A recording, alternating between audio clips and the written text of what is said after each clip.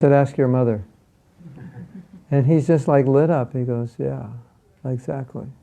You know, like what was I doing when I was a kid? What, you know, taking apart, you know, railroad trains, or, you know, drawing pictures, or, you know, playing guitar 10 hours a day. Like, what did I do? I said, your parents know. But a lot of times your parents know your nature, but they don't want you to do that because they think you won't make any money doing it. Like you're writing poetry, you know, you're 3 years old, you're writing poetry like as good as Shakespeare. And your parents are like, yeah, that's good, but, you know, you need to get an IT job, you know, if you want to make any money. So sometimes you just grow up and you don't realize that you have a talent because your parents don't direct it. You agree? Yeah. That's what parents are supposed to do. I mean, I used to sit around, play guitar and write songs, and I had a little reel-to-reel tape recorder, and I'd record, and like my parents, they never picked up on it. Like, maybe he's a songwriter, maybe, you know, we should like put him in songwriting class, or, you know. They didn't pick up on it. So in traditional society, they picked up on it because it wasn't about money. In other words, let's say your nature was to be a potter. You made all the pots and cups for the people in the village. That was fine.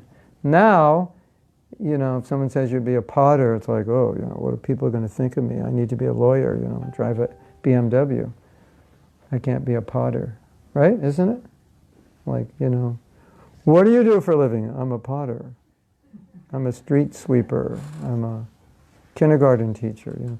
So in that culture, it wasn't a problem. It was just because everyone was raised to understand that you have a nature, and it's not like you're better or worse than anybody, but you're supposed to work according to your nature. And that's why in the Gita, when Arjuna wanted to not fight and be a Brahmin or a renunciate, Krishna said, you can't do that because it's not your Dharma.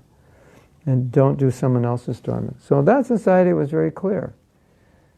Like, you know, it's no problem if you're a potter and you don't make a lot of money. That's just, you understand karmically, that's what you're supposed to do. And if karmically I'm a potter and I make pots, do you understand? I'm not going to make as much money as the lawyer or whatever, whoever makes money in that society. And it's like, that's okay, that's just my karma. That's what's going to happen. In our society, it's like, no, I have to. It's like we play with our karma. You know, everybody has to be like top dog, right? So that's a little bit what we're up against, which makes it, for some of us, difficult to like connect with our Dharma because socially it may not fit in. Then you have all these expectations. Your brother, your sister, your mother, your father. You're supposed to be like this. So, you know, you may have intuitively felt to be a certain way, but everyone in your family is pushing you the other way. And so that voice inside sometimes shuts off. And there was a movie about that in India. Maybe more than one. Called The Three Idiots. How many of you saw The Three Idiots? 50%, yeah. Well, it was a comedy, but it was a play on this idea that so many young men in India are forced into IT and engineering, and they could be artists or writers, or, you know, and they're like, they go into this very, is it left brain? That's scientific?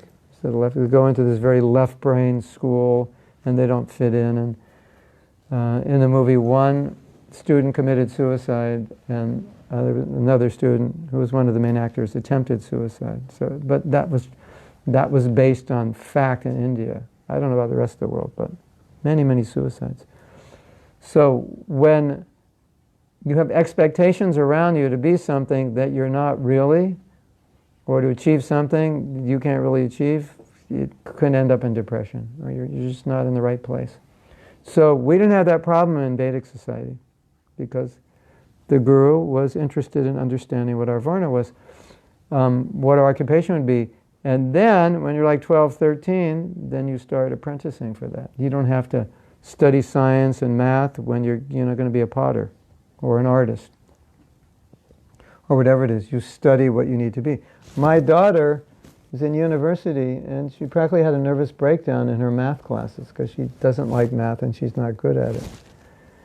And it's just driving her crazy, putting her in total anxiety, doing all this stuff. She's absolutely never going to use, ever. How many of you can remember your geometry class, your algebra, calculus? Like, have you used it? Anybody? Raise your hand if you've used it. Yeah. All right. Yeah. Yeah. That's only 15% of the audience, and you're using it in your job. Yeah. Yeah. Engineers, right? Or IT people. Yeah. But if you're not doing that, then so that wouldn't happen in traditional society. Why would they train you to do something and invest all that energy if you're not going to do it, or it's not your inclination, or it's not your aptitude? So then she had to take statistics, and then she had a heart attack. That was like, you wouldn't want to live with her during that time. Putting her in anxiety. You know, it's just like, education shouldn't do that. You agree? Now, if you're born in India, your occupation was already figured out before you were conceived. And you only had about 4 choices, right? 4 or 5? Was it engineer, IT, accountant, doctor, lawyer, basically, right? Yeah, I mean, if you could be a CEO, that would be good. But that takes time.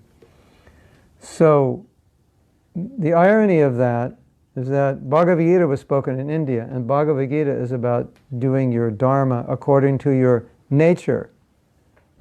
So you couldn't possibly figure out someone's nature until they were older. Right? The other irony is in traditional Vedic culture, where the families were pure, inevitably the children would adopt the nature of the parents. So in that sense you could figure it out. So if you were a Brahmin family, you would not be in IT. That's not a job for Brahmins. Well, Hare Krishna. Nice to see you. Now it's a job, it's become a job for so-called modern Brahmins. But so this is a problem that we have. There's this other people choosing for us, isn't it? Your parents' expectations are pretty strong, right? Now, the good news is that in traditional Vedic society, when you found your Dharma, that's what you did to make a living. It wasn't like something on the side, a hobby. Okay, I'm an IT guy, but I'm really into music, so that's my hobby. Or I'm an IT guy, but my real thing is writing, so I write articles on my blog once in a while. No, that's what you did. That was your Dharma was your vocation. Now we don't have that. Now it's more like, okay, I got to do this to make money, right? So when we're talking about Dharma, there's 2 things to consider. If you discover something that you're really passionate about, maybe you could make a living doing it, or maybe you couldn't, but at least you can do it for Krishna. So if you say, I'm stuck in this profession, there's no other way I'm going to make money, you can think of it in terms of your service. Okay, I'm passionate about something, and I just don't see how I would ever make a living doing that. Okay, I'm not going to, tell you to quit your job and live on the street until you figure it out. But you have that, you can do that in Krishna's service. And that will inspire your bhakti tremendously. But there are cases when you can actually do it. You can actually make the shift. And we'll talk more about that later. Right? Okay. Now,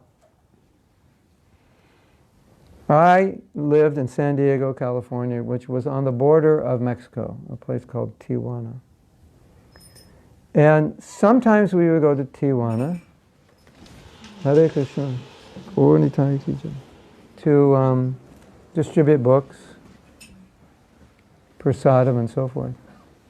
And it's very common that around 4 o'clock, it seemed like every construction worker was in the bar at 4 o'clock, drinking. And I used to think, they must hate their job if that's how they have to cope at the end of the day. They have to go drink. They must not like their job. And so one of the things we see, that when people are not engaged according to their nature, they're very unhappy. And a lot of people solve their unhappiness through drugs and alcohol. But what we find is when people like what they're doing, they're very happy. I'm just talking materially, isn't it? Like if you find an occupation and you love doing it, and you say, this is like something I could do, like all day. I love this, whatever it is, making documentary films or writing your poetry or your art or your music or whatever it is, your counseling, your teaching. And you feel like you could do it every day, and you're fortunate enough to be employed doing that. Generally, those people are really happy, materially. Like they're amongst the happiest people materially, because what they're spending most of their life doing is something they actually like to do. When you spend most of your life doing something you don't like to do, you can get pretty miserable. And depressed, and it creates many problems. And social unrest also. You agree? Yeah. Now, Prabhupada said something. Hey! We have a mridanga player, expert mridanga player here. He can play the mridanga just like drum set. Not everyone can do that. Hare Krishna.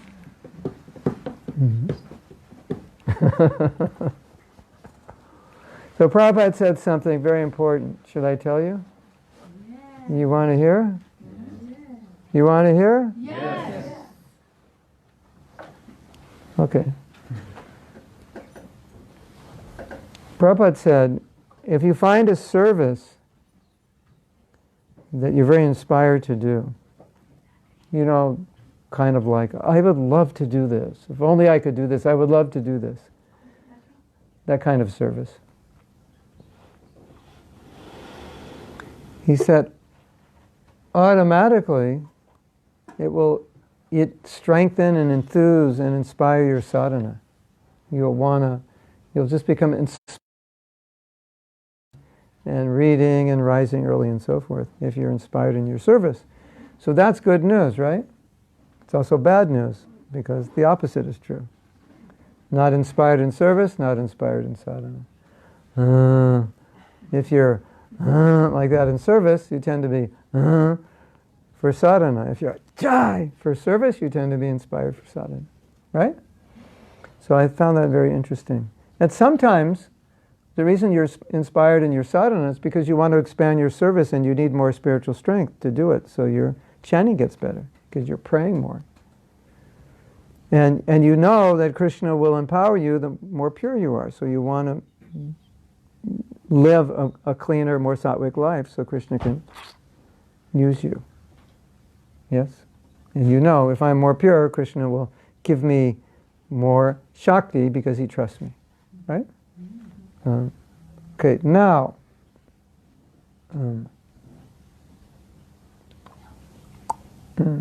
yes. Actually, what I did this morning is I just wrote an article on Dharma, just to gather my thoughts. I had kind of written it before, so I'm just going through it. Now, the question in your mind, I think in many of your minds, is, well, in bhakti, we're told we should just do whatever Krishna wants us to do, right? So now I'm talking about like finding your nature and doing what inspires you, but aren't we just supposed to do whatever Krishna tells us to do, whatever Guru tells us to do? Yes, that's true. So how do we juxtapose this? And I was just in Scotland. Temple president there said, could you give a course for temple presidents, like how to understand people, their psychology, and motivate them? And so this would be part of the course. So we have a temple president here, so this is really good for you, I think. You may already understand this. So when someone moves in a temple as a single man or single woman, they're called brahmachari. Brahmacharini means they're students. And so their training is do whatever they're told. That's how they get trained. It's like military boot camp. When I joined the temple, my first service was cleaning the bathroom. And I didn't say, I'm university, I don't clean bathrooms. And it's like, okay, we clean bathrooms. That's how we were trained. Whatever Krishna wants you to do. You're surrendered, right? So that is true. Specifically for brahmacharis, brahmacharinis, But, there's always a but, right? A good leader will understand that everyone has certain capabilities and talents, and he'll see that in his people, and he'll know in the long run, I need to help them find what they're going to do for life. So yeah, the first few years, clean a bathroom, clean pots, etc., etc. Now, the good thing about this is the temple president might say, but if I have to find what everybody likes to do, what if no one likes cleaning pots? What if no one likes cleaning bathrooms? So here's how we get around that. There's a way to get around it. It requires a little qualification. But I was just somewhere, I was just in Scotland. I think it was in Scotland or England. And someone told me, there's a devotee and he loves to clean. And all he wants to do is clean all day. And just like, show me the dirt, I'm there. You know? And if everything's clean, it's like, oh, make something dirty, I want to clean it. You know, he loves to clean. And we had a devotee in San Diego, and all he did was clean pots. And he was like, just completely satisfied cleaning pots. I was just in Los Angeles. I used to live in Los Angeles in 1975. And there's a devotee who joined around that time, and he became the treasurer. His name is Mayapur Sashi, and he's still the treasurer. 1975 became the treasurer, and he's still the treasurer. Amazing, huh? The head pujari, he was also there in 75. I don't know when he became head pujari, maybe 80s. He's still the head pujari. The few people on the BBT, they've been there forever. They're still there. So it's a fact that if you have enough devotees, there'll always be someone who's likes to do exactly what you don't like to do. Like, some people love accounting. They love numbers. Just give them books and numbers and they're in heaven. You give me books and numbers, I get dizzy. And like after an hour, I start screaming. So we have different natures, right? So Krishna created us with different natures. So if you have enough people, generally you find enough people with enough natures to get everything done so everybody can be happy. You just need enough people. That's the problem is when you don't have enough, everybody has to do what they have to do. But there's a story. There's one devotee, his name is Mahavirya.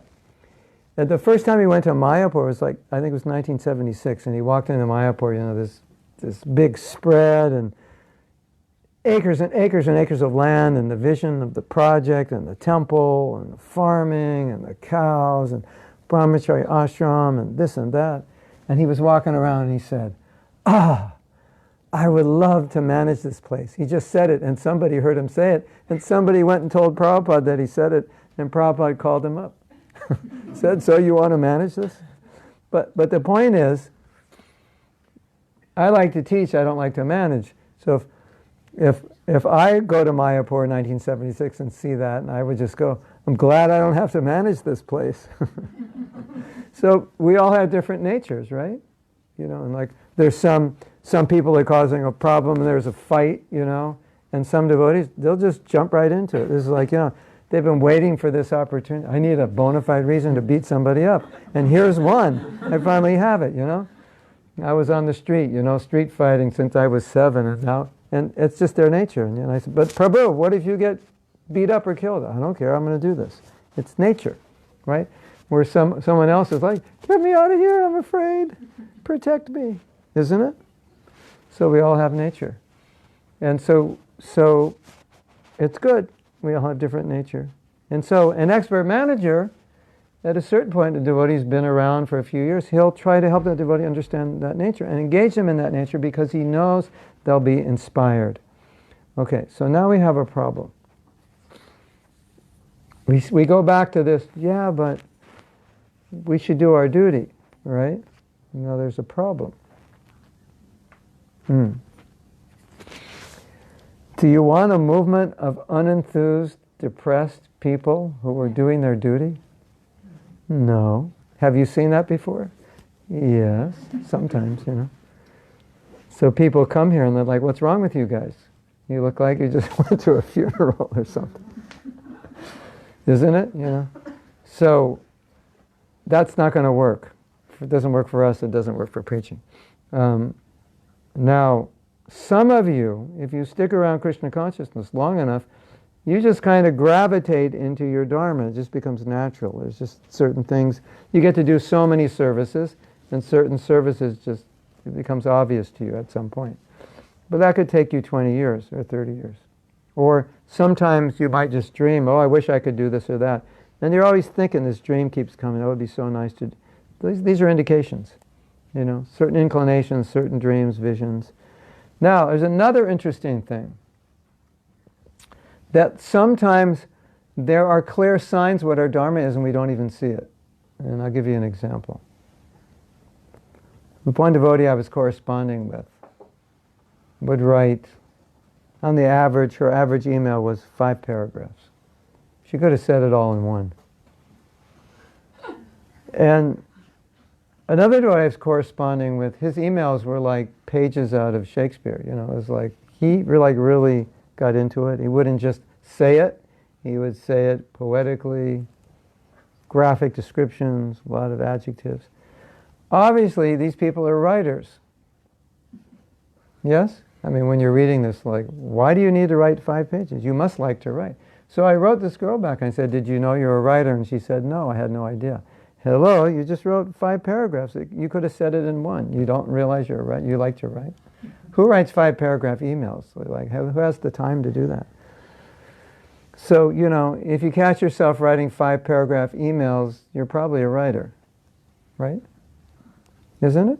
I mean, it doesn't mean you're not a writer if you write 1-paragraph emails, but 5? So you're leaving signs of what you are, you know, and sometimes you don't even notice it. About 20 years ago, I had a problem. I had so many things to do, and in the middle of all of that, I'd write songs and record them. And it took a long time. Like, I really didn't have time to do it. But I couldn't stop it. I actually couldn't stop. I'd just be walking down the street and like, the melody, the words, oh, this is a good song. You know, this is going to be #1 song. You know. So that would happen all the time. And I had, at a certain point, I had to like turn it off because it was taking too much time because I had other more important things to do. But it's like obvious, you know, I like to communicate and I'm a musician, so that was one way to communicate. So we leave clues to ourselves. Things that you just love to do, you're always doing, you can't stop doing. You don't have to do it, you do it. You do it if you know, you do it even you don't get paid. Hey Prabhu, can you do, you know, someone calls you, can you do this? Yeah, I'll do it. And you don't get paid, it's like, no problem, I love doing this, right? So these are some clues. Okay, so now we're going to continue with the doubt about, yeah, okay. Yeah, right. So, the doubt. So, Prabhupada wrote our godbrother, Rameshwar Prabhu. And Rameshwar Prabhu was like a Sankirtan general, spread Krishna consciousness, get out there, save people, help them. He was like fixed in saving the world type thing, you know, helping people. So, he had a conversation with Prabhupada about how spreading Krishna consciousness is the highest service because it's a manifestation of compassion, giving. Lord Chaitanya came to give. There's nothing higher. And Prabhupada said, that's true, but higher than that is to save yourself. Is to give Krishna to yourself. Physician, heal thyself. If you're dead, you can't help anybody, right? So Prabhupada used this word, atmahana. I think it's in Isopanishad. And hana means to kill, and atma means the self. So he used this idea, you're killing yourself. And what did he mean? And he used the idea envious of yourself. How could you be envious of yourself? How could you kill yourself? You can't because you're eternal. And how can you be envious of yourself? Because envy means you want something that someone else has. So how could you be envious of yourself? Because you already have it, right? But Prabhupada meant envy is like atmahana. You're damaging yourself. When you hurt yourself, you're envious of yourself.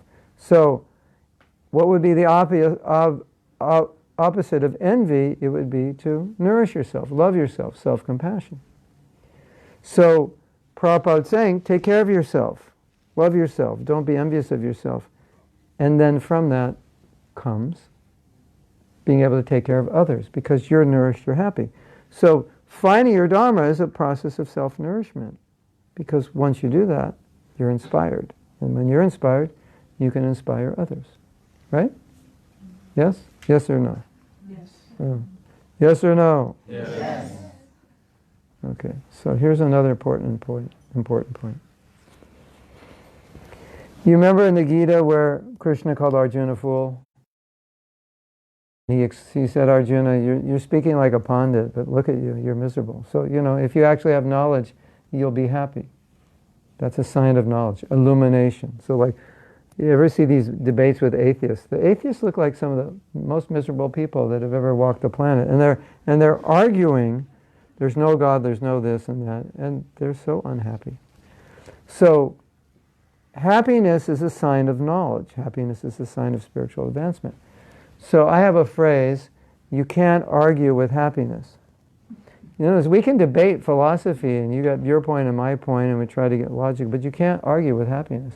So you're arguing your miserable self, who's having a hard time finding happiness and controlling your mind and senses, and finding stability and sattva in your life. You're arguing with this blissful, effulgent brahmachari. It's like you can't argue with happiness. It's like you're already lost. So when a devotee is engaged according to their Dharma, they're very happy. And happiness is one of the best ways to share Krishna consciousness. It's one of the tools, the best tools or weapons to share Krishna with others, because people see that you're happy. And happiness says a lot. So it's our duty to be happy in Krishna consciousness. You agree? Yes. If you're happy, people will look at you and say, what's wrong with you? You're happy. You're supposed to be miserable. The weather's bad. People are working. Why are you happy? We used to go out in Harinam back in the old days. We'd go out every day, and people hated us because they had to work, and we were just jumping up and down. We used to have people that come by and like, Really? yeah. One guy it was in Victoria, Canada. He was named the 4 o'clock demon because every day at 4 o'clock he would come by at 4 and just go by the devotees and like knock into them. It's like it bothered people. Like, you're happy. You're not supposed to be happy all the time. We don't like this. We're working hard and we're miserable. We want you to be miserable like us. But for those who are spiritually inclined, knowledgeable, when they see that we're happy, it has a profound effect. Now, when Prabhupada came to New York, he was just Prabhupada by himself. No devotees, no ISKCON, no Rath Yatra, no Govinda's restaurant, no Mayapur festival, no big temple full of advanced devotees and sannyasis and gurus preaching. It was just Prabhupada.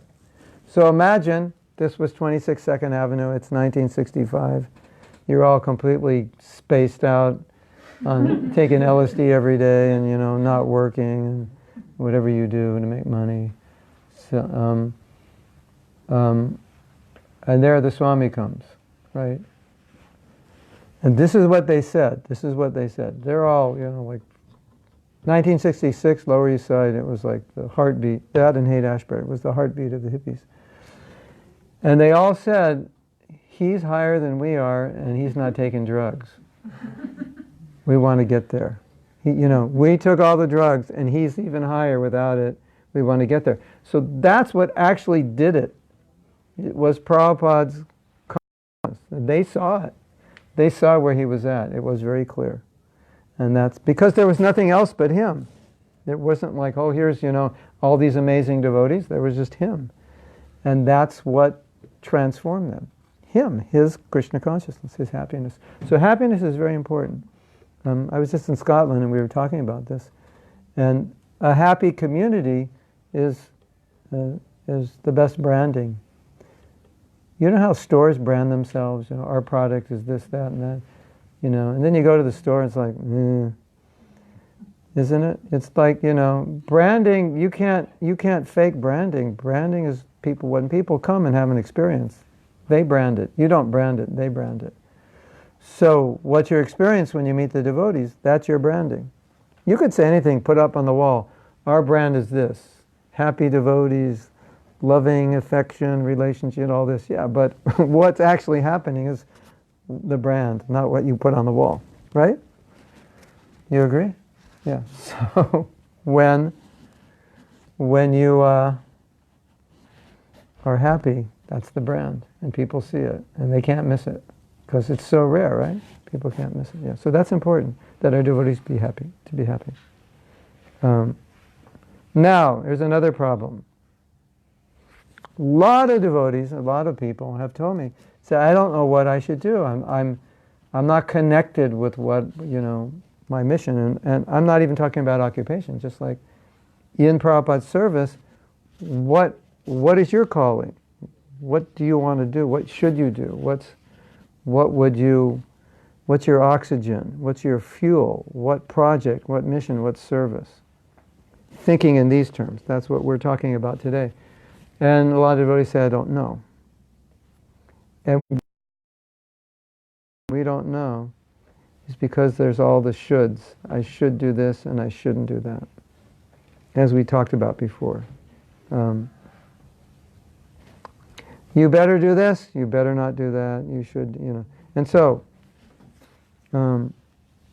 where do those shoulds come from?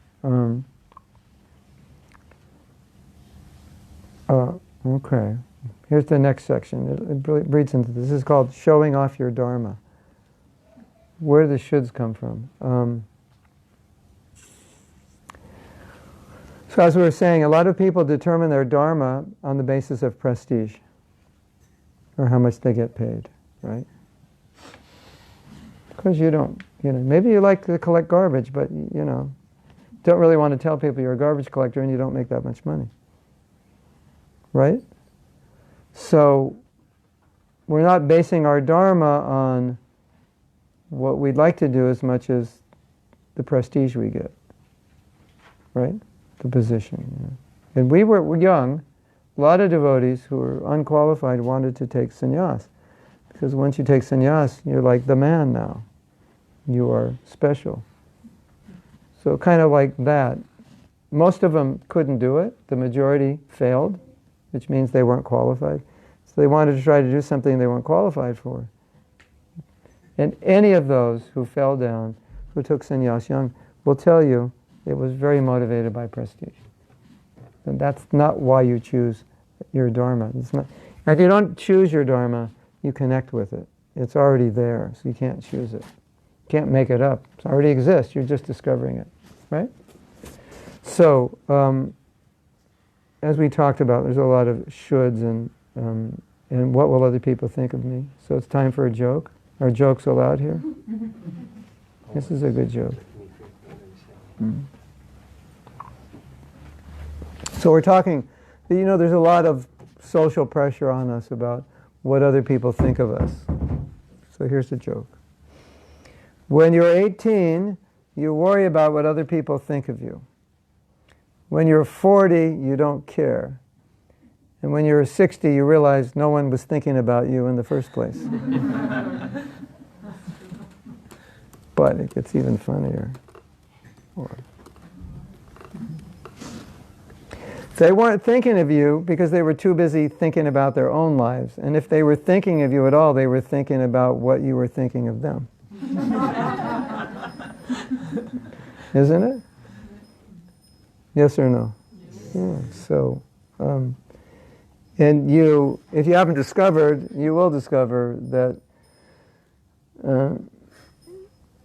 choosing life goals based on what other people are thinking of you is a bad decision. There's this one guy, he's a famous speaker, he said, people are working hard now to make money, to buy things they don't need, to impress people they don't even like. Isn't it? Hey, you like my watch? This is a good watch, right? Maybe I should just talk like this now, huh? Does anyone need a Rolex watch? In that there was another movie I saw. So many things I don't watch movies, but when you take a lot of airplane flights, there's 700 screens of movies in your face. I don't know what this movie was, but this girl was set up to marry this super wealthy guy, and her friend or ex-boyfriend thought it was a bad idea. And he had a Casio. Cost 200 rupees. This is an Indian movie. And there was he was arguing with this girl about a gift she gave him, and this boy told her, he gave her like a Rolex watch, and she said, give it back to him, tell him you don't need it, and see what he does. And he got really angry. And her friend was saying, this guy's a jerk, and if you do this, you'll see. And then he came up, to try to fix the fight, and he showed him his Casio. He goes, my Casio only costs 200 rupees, and it tells the same time as your Rolex. So, who needs a Rolex? Who needs a Bentley? A Maserati, right? Why do we have those? To impress people. So we're in a culture of impressing people. So your occupation is also part of the way you impress, right? Why do you need a logo on your jacket or your shoes? So people know that you paid a lot for these shoes, right? So, that's a problem, right? So, there's another thing. Sometimes we choose our goals to compete with others or to outdo others, right? So, this one writer, he gave the example. You get off the airplane, you get your suitcase, and then you go home and realize it wasn't your suitcase, and it's all, like you're a man, it's all woman's clothes, or you're a woman, it's all man's clothes. And you realize, this was not my suitcase. Everything in the suitcase is wrong for me. He said, sometimes your life is like that. You have the wrong suitcase. It's like you have all these goals, but they're wrong for you because they're other people's goals, but you think those are supposed to be your goals because everybody's doing this, so I guess I'm supposed to do it. So you pick up other people's goals that aren't your goals. You get the wrong suitcase. Another cause of misery. So, competing, trying to outdo others. And then, what's success for you and what's success for me may be different according to our nature and capabilities. So we don't want to make our life mission based on what other people do. And this was a problem in the early days of ISKCON. Sannyasi, temple president, manager, that was like, oh, I'm doing good. I'm becoming Krishna conscious. I have a position. That's how a lot of people saw it. So they would strive for that even though they weren't good at it or didn't have the nature for it. So that's a mistake. Now here's an amazing quote, very interesting also. To see what you are not is most important. Then what you are will naturally emerge. To see what you are not. So that's because of all the social pressure to become something, we may have become something we actually shouldn't be. So to be able to see that, to see what you're not, is the beginning. To get out of that maze, then it may be natural to see what you are once you've realized what you're not. Does that make sense? Or should I say it again? Yeah. You got it? Let's say you've been conditioned to think that I should be temple president. But in fact, you hate management, you're terrible at it, and you just love teaching. Or you just love cleaning. Or you're a very simple person, dealing with people is difficult, and, just cleaning toilets is like, you're happy, there's no people involved. But you've got this idea in your head, due to just the culture, that if I'm advancing, then I should be at least on the board, or executive this, or in charge of that. And it may have nothing to do with your ability or nature.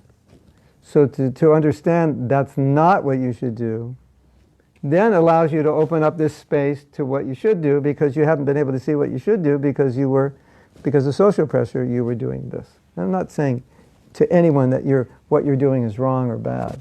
I'm not making any judgments. This is just general discussion for you to decide. But I can give you an example, because in my early days at ISKCON, I was always in charge of something and never wanted to be in charge of something, but I always took it when they asked me, because I thought, well, that's what you're supposed to do. If you're moving up the corporate ladder, you should be in charge of something. And so, when I was in charge, I was temple president, Sankirtan leader, I just really so much more like teaching and studying than managing. And when you manage, sometimes you're going all day and you don't have time. And I didn't know how to manage my time well when I was managing to be able to accommodate my Brahminical side. And so, this is true, 100% true. When I was managing, I never lasted more than 2 years. It was like you could draw on the calendar when I was going to give up that service. So I'd be temple president, I'd go, put on the calendar, 2 years to this date, I'll be gone. I guarantee you, I'll have a breakdown in 2 years. It's like, I'll just sit in my office and I'll stare at the wall and go, I can't do this anymore. Seriously, I just like, but you did such a good job as temple president. I know, it's over. It's like Bob Dylan said, I can't write songs anymore. I don't know how to write songs. But you wrote such good songs when you were like 22. I know, but I don't know how to do it. Like that, it's just like I can't do it. Then I did a business, and I hate doing business. I just doesn't. Well, I don't want to say I hate it. I will just say, when I look at business, I think this is like stupid. That's how I think. I look at it and I go, this is stupid.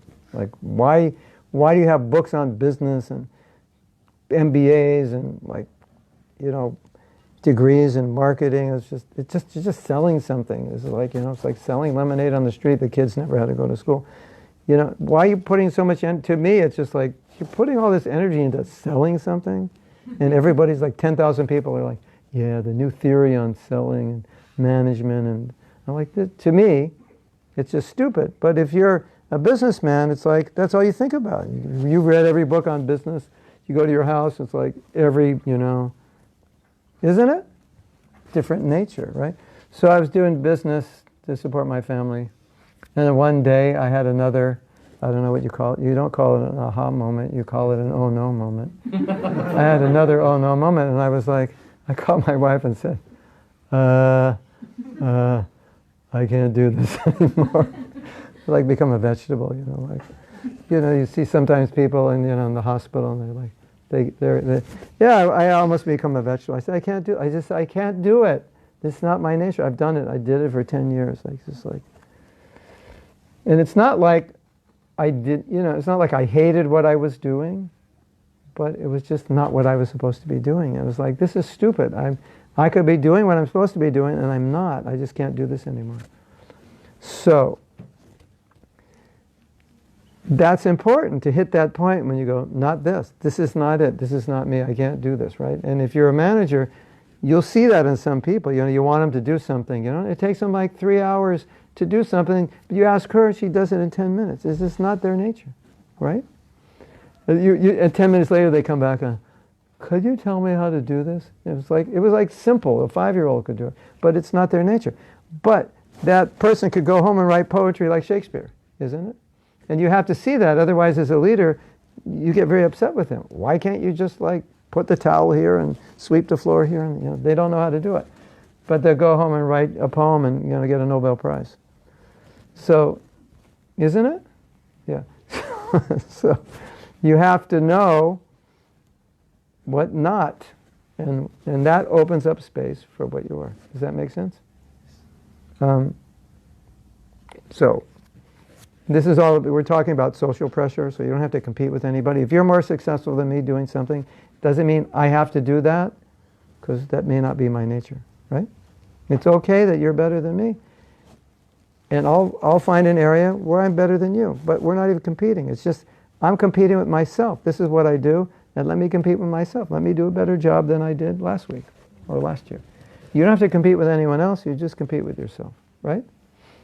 Now, I had a realization last week, and it's perfect for this course. I was thinking about my life, and I was thinking of all the things I did that I didn't really feel qualified to do. And I was thinking, how did I do those things? I was like totally not qualified.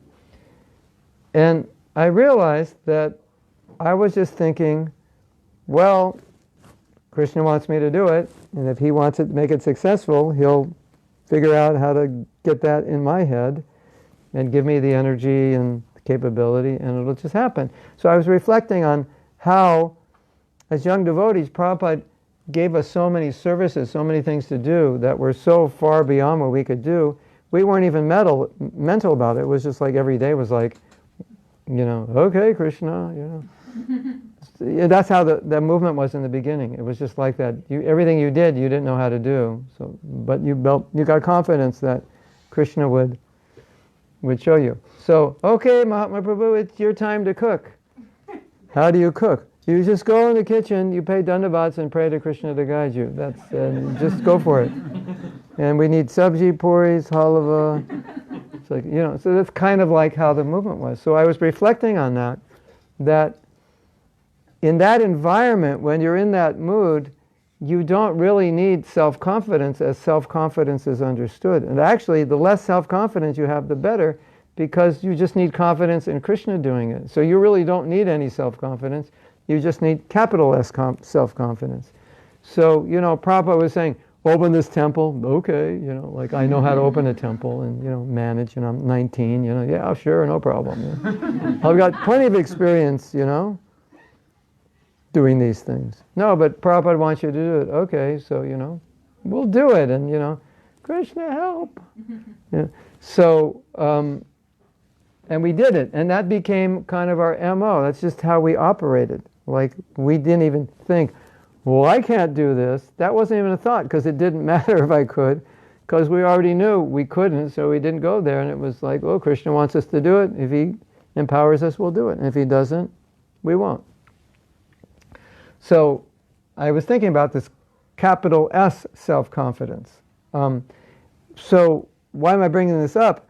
Because what happens when you connect with what you really want to do, you look at it and you go, oh, I could never do that. Like I have this vision, I want to have this like orphanage, in India for girls, and I'll have another one for boys, and then when they're older, they'll get married, and then we'll have the university, and you're like, I'd love to do that. That's just what I think about. And then the next thought is, I could never do that. That's like, And so I think it's important to understand spiritual self-confidence, because the fact that you don't think you can do it is not a problem. If you have spiritual self-confidence, Krishna can do it for you, right? And so that's how we have to approach it. Otherwise, what happens is, what you'll see is that when you start thinking about what you want to do, some of what you want to do is like, whoa, that's way up there. How would I do that? And then you curb yourself. You can't get that creative mindset going because you start thinking like this is impossible. And so the realization is, actually it's good if you don't have self-confidence, because if you have too much self-confidence, it's all false ego. Prabhu, can you do this? Yeah, I can do it. Of course. I mean, what do you think? You know who you're talking to, right? This is Mahatma Das, I can do it. No. But the attitude is, can you do it? I'll try. If Krishna helps, I'll do it. Then there's no false ego, that's humility. So if you don't have self-confidence, in a sense, it's a good sign. Because then you can allow Krishna to do it, and you're more humble. But if you're a little like, yeah, I'm Mahatma, I can do it, then Krishna goes, ha, ha, ha. Throws you off the map, and you fall on your face because you think you can do it. Have you had that experience? Yes. Hare Krishna. You don't have to have that experience, but if you do, Krishna will do it. So, yeah. So, I think for us, specifically as older devotees, if you talk to any older devotees, they'll tell you the same thing. It's like, this idea of like self-esteem, self-confidence, it doesn't even like exist, because we all just felt like we're pretty useless. Prabhupada picked us off the street, and like, what can we do? We can only do what he makes us do. If he makes us dance, we do it. Otherwise, what can we do? What do we know how to do? Right? So we kind of grew up with that mood. So I think that's important, because what always is a problem when we're trying to envision a better project or a better service for ourselves or for our community is like, no, we can never do that because we don't have enough men, we don't have enough money, this and that. And so you can't think clearly about it because you think in practical terms.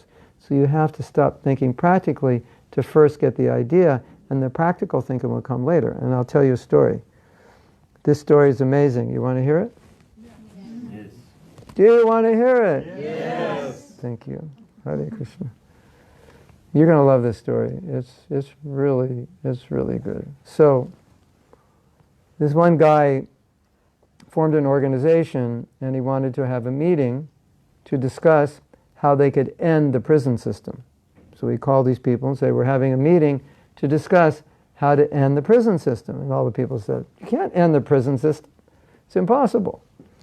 He said, no, I just want to have a meeting to talk about it. And it's like, why talk about it? He said, let's just pretend we could do it. Like, let's just talk about it, like pretend we could do it. It's like, okay, we're going to come together and talk like we can actually do this. Which they all knew they couldn't, but he just got them to suspend any belief that it couldn't be done. He said, let's talk about it as if we're going to do it. And what he said was, they came up with ideas that they never would have come up with if they approached it practically. Because every time they come up with an idea, they go, well, how are you going to do this? And where are we going to get the money? And who's going to do it? And we don't have this one. So when he dropped that, he said, and just let them think, okay, this is the goal, let's think how to do it. They came up with tremendous ideas how to prevent crime, what they could do, programs that would prevent crime that they would have never thought of. Isn't that interesting? So like whenever you're doing brainstorming is creativity. It's not, practical comes after. We just brainstorm, get it all on the board, then we start looking at what we'd really like to do, and then we start talking practically what we can do. But practical should not come until the last stage, or the second or third stage. So when we're doing this workshop and we want to discover what is our nature, we don't want to think, oh, I can never do that, or that's not me, or, because you're starting to think practically. And we want you to think, just think any way you could possibly think. Just don't let the dream get, it's like they say at night, at night we dream, right? Are there any restrictions on your dream? Have you dreamt of some crazy things, like flying and, marrying a Bollywood or a Hollywood star or whatever? Being on stage in front of 1 million people. Yeah. So what's that all about? It's like dreaming. You're just like, well, if I could do this, that would be nice. You're just, So the initial stage is in order to most easily connect, you don't want to put restrictions on yourself of what I can and can't do, because it'll close it off. And we're not talking initially about anything practical. We're just trying to say, what is my nature? And then start to translate that into service. Maybe translate that into a project. Maybe translate that into a group who wants to do something similar. Does that make sense?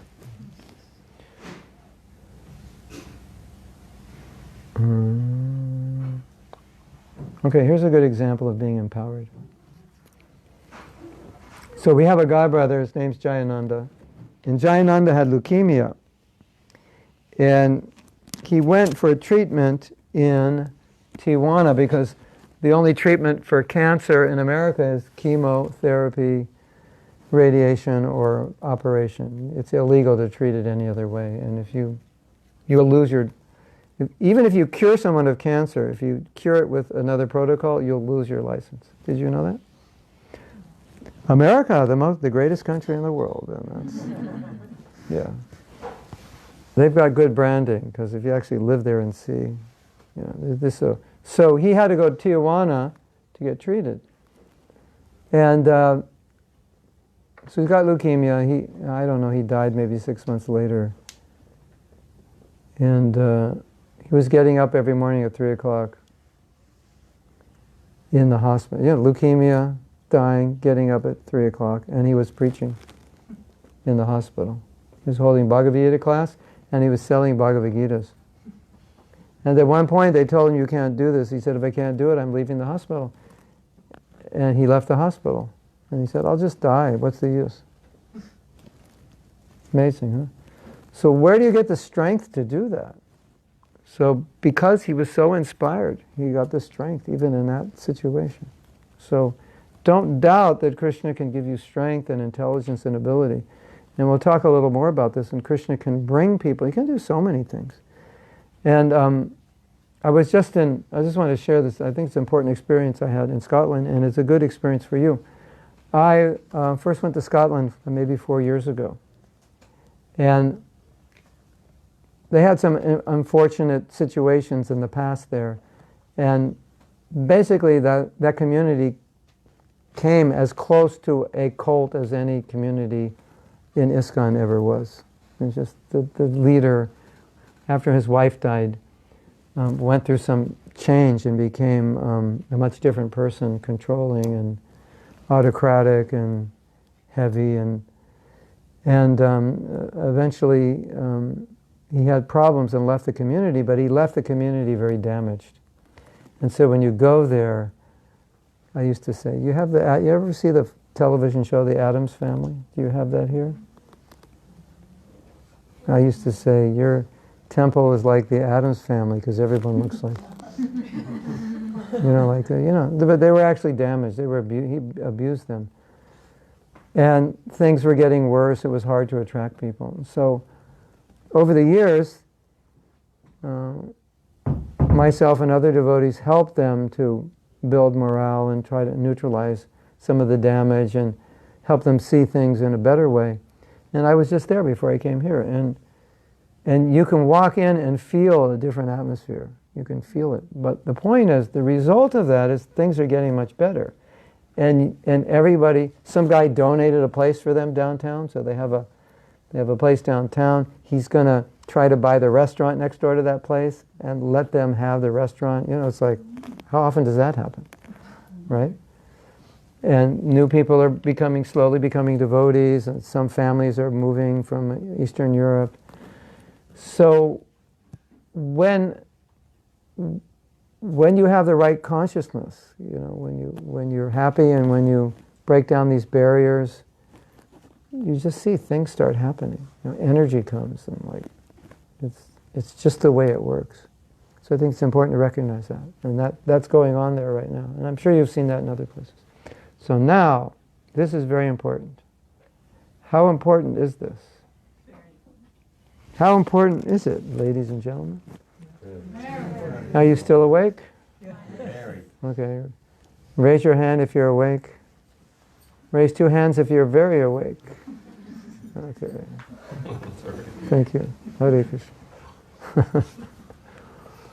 Oh. I did a training, how to do seminars, and they said, you have to make it fun. So we're going 2 hours straight, so, we have to make it fun, Otherwise, you get bored. So, but this section, this next point I'm making is extremely important for us. So, I have a little joke, and it goes something like this. It's a joke. It's funny, not a joke per se, but if you hear a really good class, really good, amongst the top 10 classes you've ever heard, you get really inspired, right? And if it's a really good class, that inspiration could last up to 10 days. If it's a good class, up to 7. If it's a fairly good class, 3. And if it's an okay good class, it usually fades out by the evening. You have that experience? Wow, that was an amazing class. I'm inspired, I'm going to cut down my sleep and eating, I'm going to go on book distribution. That was like, wow, I never heard a class like that. And about 10 days later, everything's back to normal. Right? If you go to India, then you get like a 3-week, after 3 weeks after India, you're flying high, and then you crash in about 3 weeks. It's like you never went. Yeah, you have that experience? 3 weeks? 4 weeks? 5 weeks? But the dams, you cannot forget it. No, you can't forget it. But the effects of it may not be apparent. Yeah, you can't forget the time. And so, the important thing to realize is that I think a lot of us are overly dependent on getting our inspiration from others.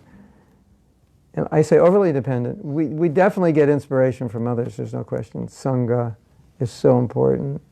The older devotees going to the Dham, Kirtan Melas, all these things. It's so important, but there's a problem.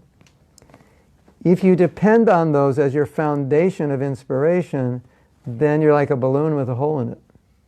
Because you have to keep going to get pumped up, and it doesn't stay. And it gradually, you lose air, and you become like a Mela, a Kirtan Mela junkie. Going to, I got to get my next Kirtan Mela in because I'm, feeling withdrawal. Isn't it? There are people that are called seminar junkies. They just go from one seminar to another because they didn't really connect, right?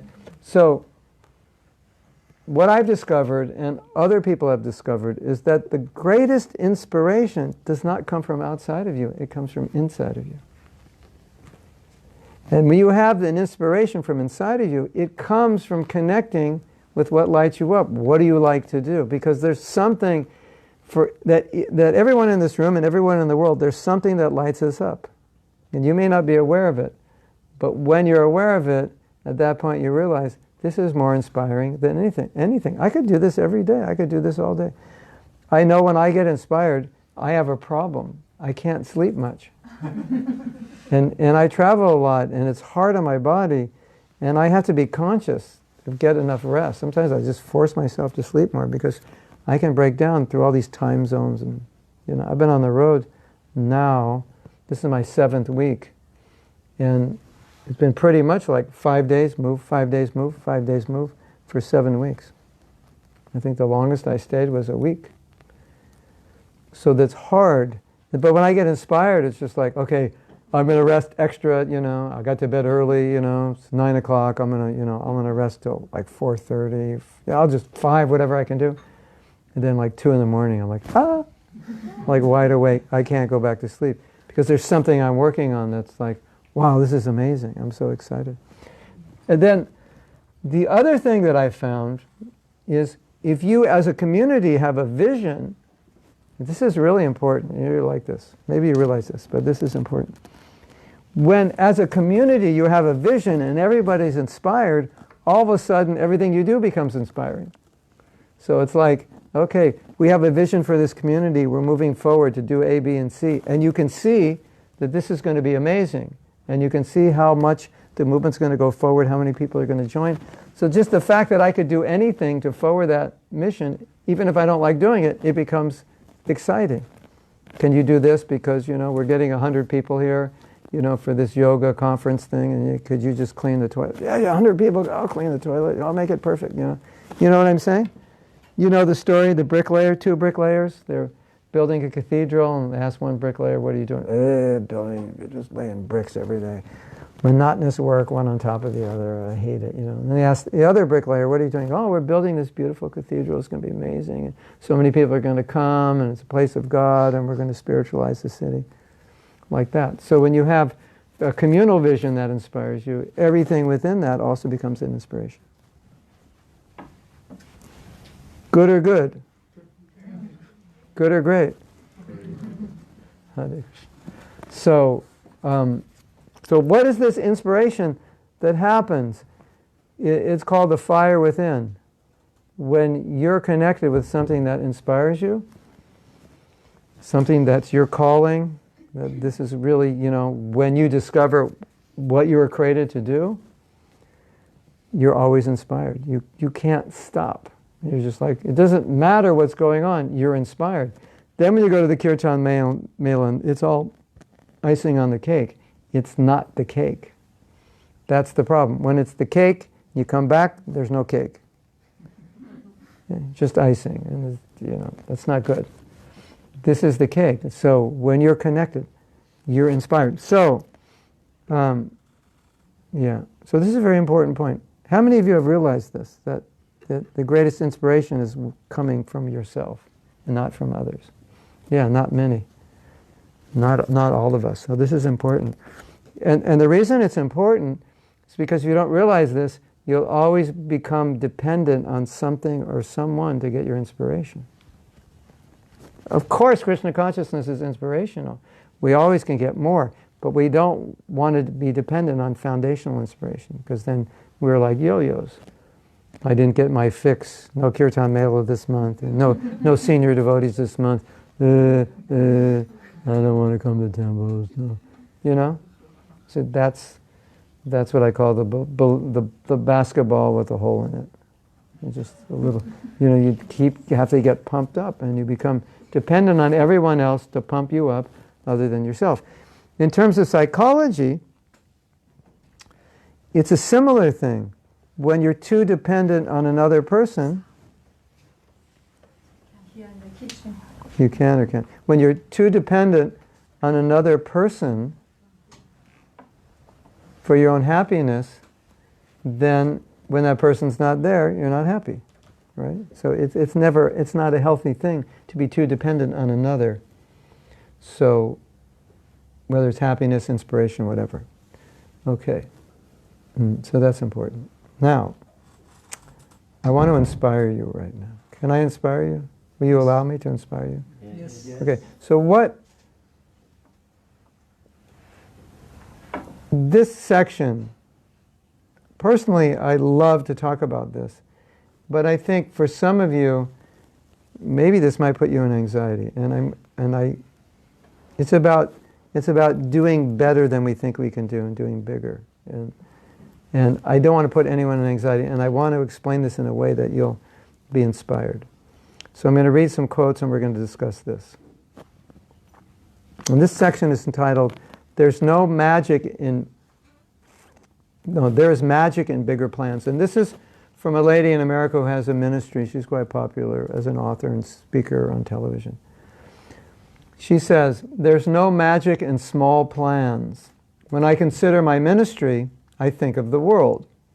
Anything less than that would not be worthy of Christ nor of His will for my life.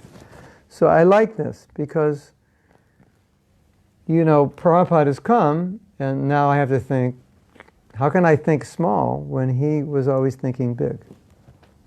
And he deserves something big. And I may not be able to do something big, big, big. And so what I mean by big here, I mean just like more than you think you can do. It might be 5% more, but at least you're expanding your borders, your boundaries, right? So it's for Krishna. It should be nice, right? It should be good. But I have some more quotes that will make your hair stand on end. Okay. Yes. So, does it take any more energy to think of a big plan than a small plan? Of course not. So this is from Michelangelo. He said, this amazing quote, the greatest danger for most of us is not that our goals are too high and we miss them, but that we set them low and we reach them. Should I read that again? Yes. The greatest danger for most of us is not that our goals are too high and we miss them, but they're too low and we reach them. What do you think? Yes. Now the beautiful thing about Krishna consciousness is your success is your effort. If you please Krishna, you're successful. And you don't need to be successful externally necessary to please Krishna because He's happy with your effort. So if you set a plan to do, we're going to have 10,000 people at Rath Yatra and only 1,000 come, but that's 500 more than last year, that's good, right?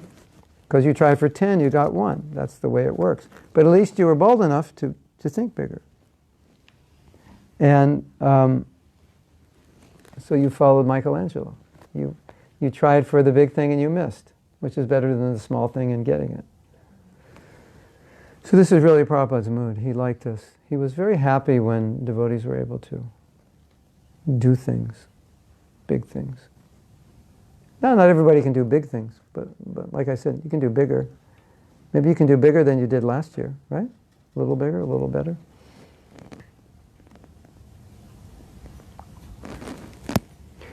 So then maybe you're thinking, yeah, but what if I'm not qualified to do these bigger things? Okay, don't worry. We can turn to Bhakti Steve. You know Bhakti Steve? He's the guy, called this company Apple. You heard of that company?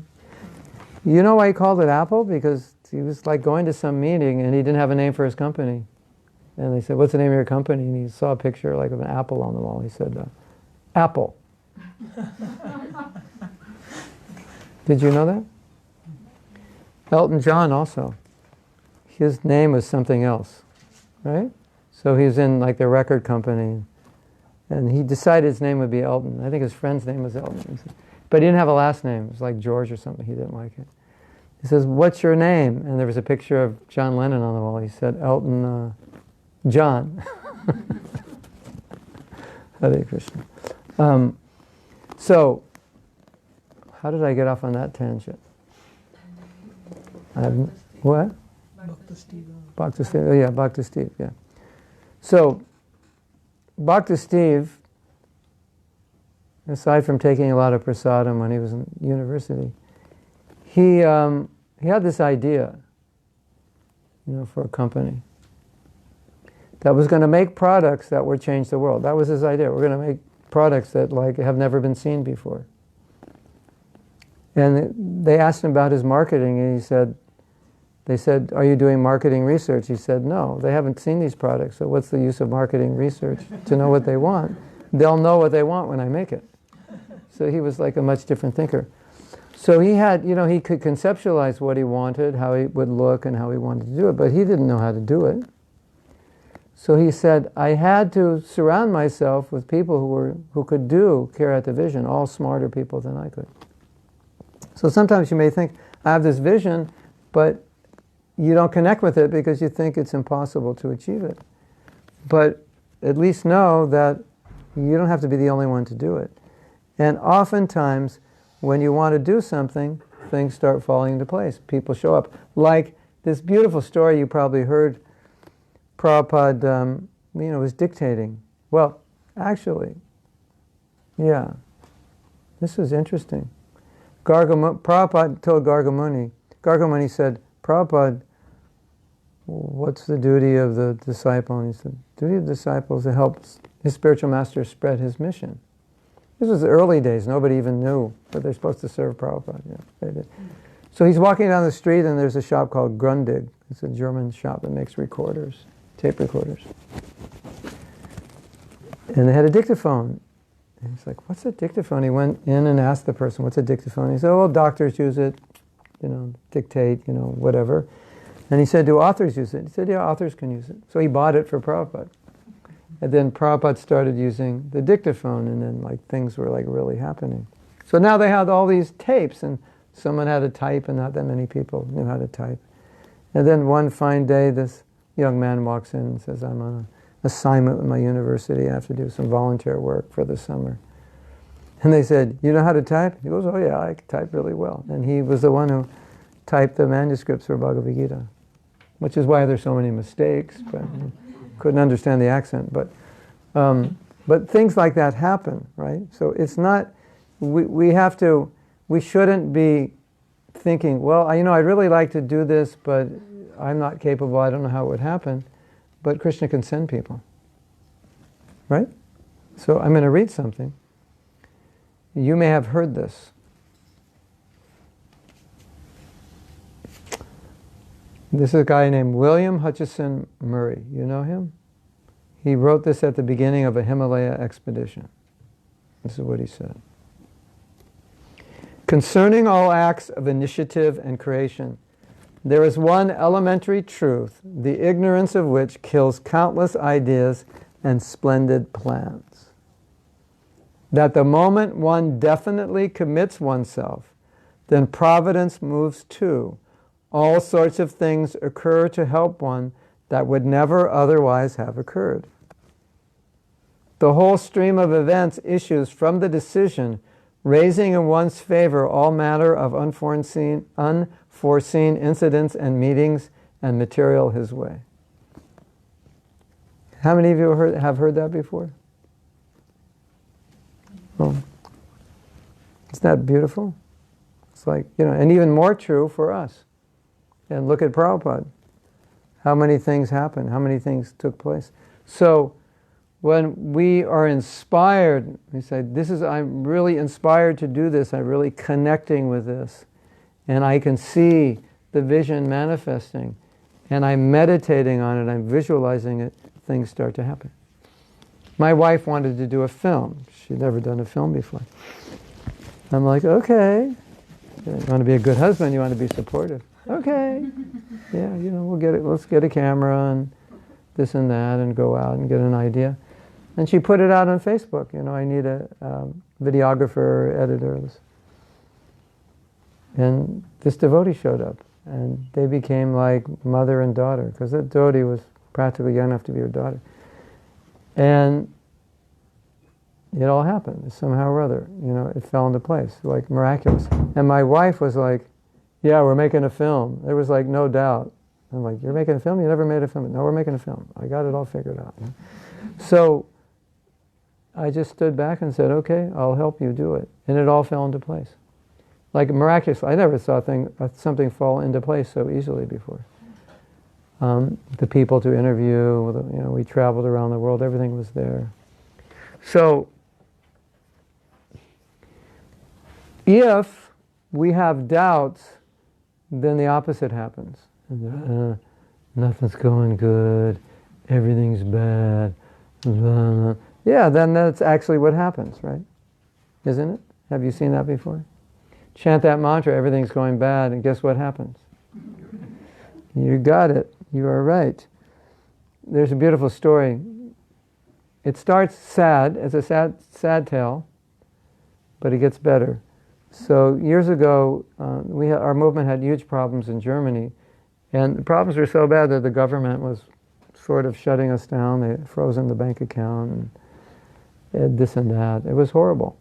So all the devotees were completely distraught. Like, what's the future of our movement? What's going to happen? The government's going to stop us and so forth. Then Prabhupada had sent Harikesh, who was then, I think, Maharaj at that time. So his strategy was, he would go around and tell everybody things are getting better. Things are definitely getting better. They're looking up and up. Yeah, I can definitely tell. I can feel it. Nothing had changed. Everything was as bad as it was. And he attributed that turning things around to just creating that vision in people's minds that things were getting better, although nothing had changed on the ground. So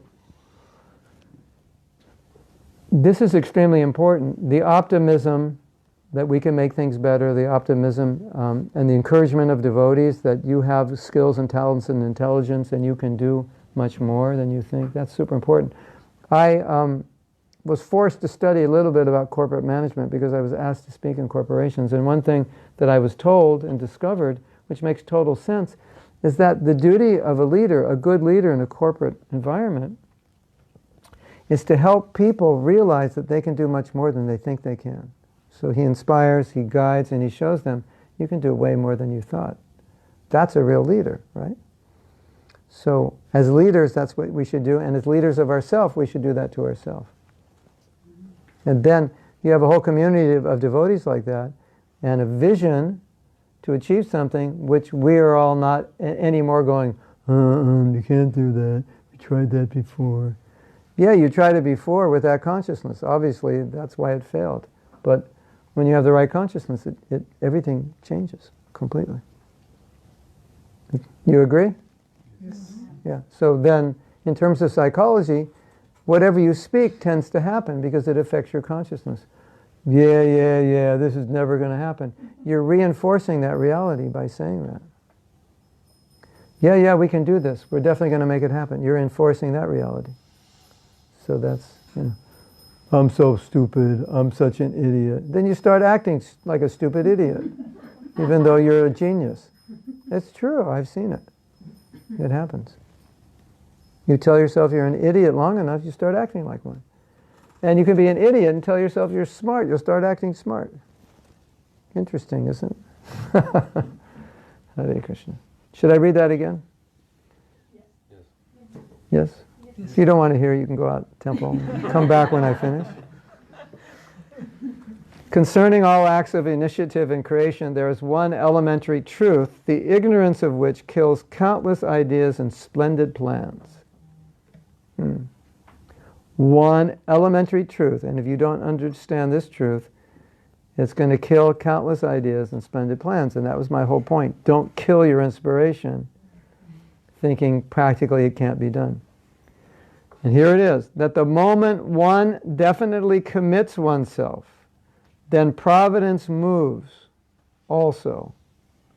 All sorts of things occur to help one that would never otherwise have occurred. That's the key. That would never otherwise have occurred. The whole stream of events issues from the decision, raising in one's favor all manner of unforeseen incidents and meetings and material his way. You understand? Commit, become inspired, commit to that inspiration, and watch it happen. Visualize it, see it, work for it, watch it happen. Expect it. Because one of the principles of bhakti is to expect mercy. And a lot of times when we pray out of fear. Oh, Krishna, please give me this. If you don't give me this, it's going to be a mess. So it's like, it's not out of faith, it's out of fear. Like, I don't know if you're going to give it to me, but if you don't give it to me, I don't know what I'm going to do, so you better give it to me otherwise. Whereas you pray out of faith, you say, I know, I expect your mercy. This is my problem, this is the situation. I'm waiting, anxiously expecting your mercy. That's how it comes. Krishna says, oh, you're expecting it, okay. I will deliver it according to your, delivery note of expected on this day to deliver. Yeah. And then it comes. So that's how we're supposed to think. And there's this bird called thunderbird, in Sanskrit, chataka, and it only gets water from the clouds. And that example is given, devotee only gets mercy from Krishna, he doesn't look for it anywhere else. So if it's not raining, the bird doesn't get water. He won't take it from any other place. So we have faith, Krishna will give mercy. We don't have to make so many arrangements.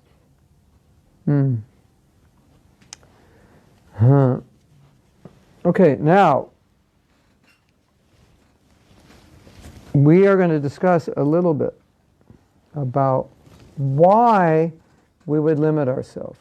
And this is important because this goes into some basic disempowering psychology that can affect us. So here's how it works. I want to do something up here, but I've never done it beyond this level. And so I think this is the only level possible because that's my experience. So I can't believe beyond that level because I don't have any experience of it. Right? So what does this mean? What's happening? This is a vicious cycle because you can't move forward beyond what you've done in the past because you believe that if I haven't done it in the past, I can't do it in the future. So you stay stuck, right? How could I do this when I've only done this? So when I get to here, there's like a governor and I can't get beyond it because I'm stuck in past experience thinking that's all I can do. Prabhu, can you do this? I've never done that before. I can't do that. Have you ever said that? How could I do that? I've never done it before. Are you crazy? Right? So, when you want to move out of that, you have to see what it is you want to do and then start working from what we call future thinking instead of past thinking. You go into the future from the present by looking forward, obviously, right? You don't drive your car by looking in the rearview mirror. It doesn't work that way. You look where you want to go. Well, that's what it was like in the past, so that should get me, I always drove down the street, so if I look back there where I used to drive, I should get, driving through the rear. So that's how most people live. This is what's comfortable, this is what I can do because I've done it. But you create the future. How do you create the future? You have to create it from the future. You have to see it. And so don't be afraid to see and plan something you've never saw and planned before. Again, if you're inspired, if you see, you get a vision that inspires you, you'll be able to transcend all of this because you'll want to do it so much you won't care anymore about all your limitations. No, I just want to do this. This is like so inspiring. Let's just do it. And you don't even think like whether it's possible or not. All you think is, I got to do this. Does that make sense? So if you get that vision, like I got to do it, then it erases the past. Because if I think of the past, I'll say I can't do it. And I don't want to think like that because I want to achieve this. So it's future thinking. You produce the future from the future, not from the past. Now, Prabhupada did this with us. He gave us, all the time he gave us orders and instructions, which for us were like, that's impossible. How do we do it? But we had fun. We were in this frame of mind, like it's fun to do the impossible because if you fail, then it's like, well, it was impossible, so it doesn't matter. But it's fun to try to do it. Let's try to do this. We're going to do, a kirtan program, for everyone in Amsterdam, and we're going to rent a hall with 2,500 people. Let's just try to do it, So we try, and we're all excited, and we're trying, So maybe 500 people come, but it was so fun to try, and we probably would have never got 500 if we didn't try for 2,500, isn't it? So we would get excited about trying, and not so attached to the result, but there was so much excitement in the fact that we were just bold enough to try to do it. And we were like, yeah, let's do it. Let's fill it up. And we would all start seeing, we'd see these thousands of people, we say, no, they're going to come. So what Prabhupada said was, if you try for first class, you'll get second class. And if you try for second class, you'll get fifth class. So, as you know, well, I don't know if you know the history of this, but you've heard that, I'm sure many of you have heard that when book distribution reports were given to Prabhupada, he said, double it. But the interesting thing about the first time he said double it was book distribution had taken off at Christmas time. It was like an accident. The devotees didn't realize how generous people were during Christmas and how many hours they shopped. So devotees were staying out later and later, 10 o'clock, 11 o'clock, 12 o'clock. And everybody was giving donations, so they'd come back. We would do magazines in those days, like hundreds, boxes of magazines, like never done before. And probably other books, I can't remember. And they gave a report to Prabhupada, and this report was like massive, like we never had done anything close to this. And Prabhupada looks at the results, and I'm very happy and very pleased, encouraging words, and then he says, now double it. And practically everybody fainted, because we just thought when Prabhupada would read it, he'd be like, this is amazing, it's unbelievable what you did, and he says, double it.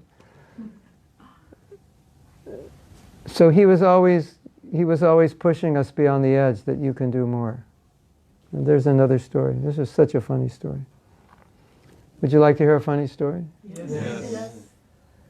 So this takes place in Toronto, and they were looking at some buildings for a new temple, and they found a church. And they had told Prabhupada about it. He hadn't seen it, they told him. And, it's a really nice building and a really nice location. Prabhupada said, okay, yes, sounds good. How much is it? And it was like really expensive for those days. And Prabhupada said, we don't want to buy anxiety. It's too expensive. It's just be like paying, it's always an anxiety about money. So they forgot about it. And then Prabhupada was coming to Toronto. I don't think he had come this time, or maybe he had come, but he had come back and immediately asked about the building, but the president had forgot about it because Prabhupada said, we don't want to buy anxiety. And he said, Prabhupada, you want to see the building? Prabhupada said, yes. So he arranged to see the building, and he had forgot about it, but now they're there, and he's saying, Prabhupada, this is the temple room, this is the prasadam room, the brahmachari quarters, everything. And Prabhupada said, how much? And he said, the president had said, 1 million something. And the president said, well, we don't want to buy anxiety. And Prabhupada said, no, there must be anxiety, otherwise it's just eating and sleeping. He said, get it. So, It's like, okay, you're on the edge now. You have to get this building and figure out how to pay for it. They still have the building. So he shifted his mood from like, so he would do that a lot, like put us on the edge. And there's a similar story. Bhaktisiddhanta Saraswati, I think he was collecting for, he had a mobile diorama exhibit, and they were collecting for it. Collecting, they're going out, collecting really hard. And they finally collected all the money, and then he said, so go out and collect for the doll exhibition. And they said, Guru Maharaj, we already collected. He said, no, I spent that on something else. So Prabhupada said he would always keep them in need, so they'd always on the edge and just keep working.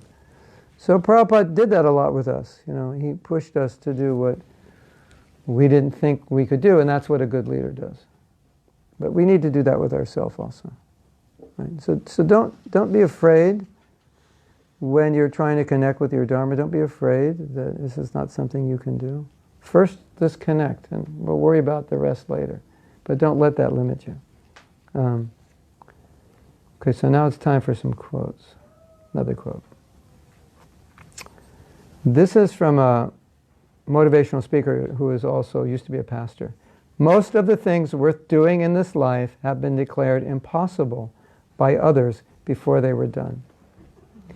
And recently I was reading a fact that most inventors who invented something cutting edge were thought to be crazy. If not all of them, people just thought, you're nuts.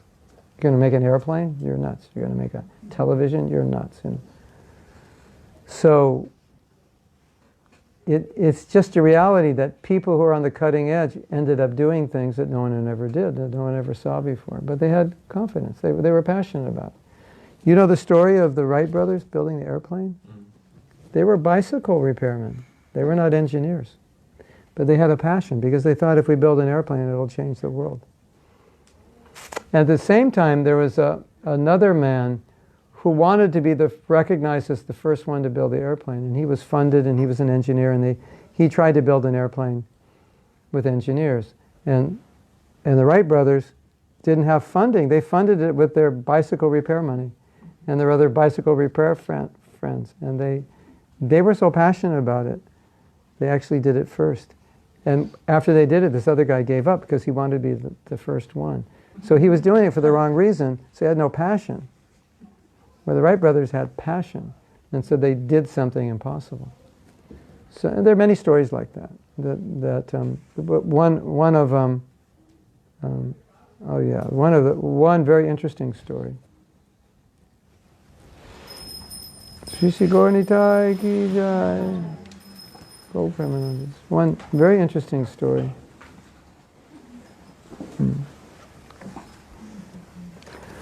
Well, let's look at Prabhupada. Let's put Prabhupada into context. It's 1950s, late 50s, early 60s. Prabhupada's talking about going to America, right? And so people in India, his godbrothers, they're thinking, this is not going to work. You're not going to make Vaishnavas in America. This is the most materialistic country in the world. This is not going to happen. It's impossible. And our own spiritual master or grand spiritual master set the example that he was set out to do something, even though from the material perspective it seemed unlikely that he would be successful. But he went. And what was his mood? Krishna, if you wanted to succeed, it'll succeed. I'm willing to try. And so that's a very good mood to emulate, because it's not a fruitive mood that, what if I fail? It's a mood, Krishna, if you want me to succeed, I will. I'm willing to try if you want to make it successful. If not, it's your mission, I'll go back to Vrindavan.